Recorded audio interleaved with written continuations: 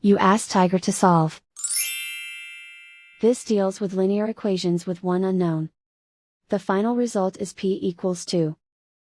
Let's solve it step by step. Simplify the expression. Group like terms. Simplify the arithmetic.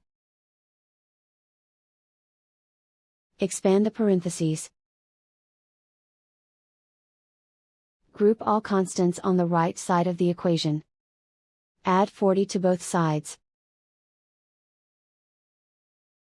Simplify the arithmetic.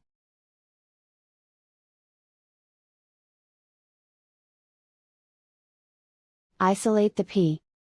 Divide both sides by 20. Simplify the fraction. Find the greatest common factor of the numerator and denominator. Factor out and cancel the greatest common factor. And so the final result is p equals 2.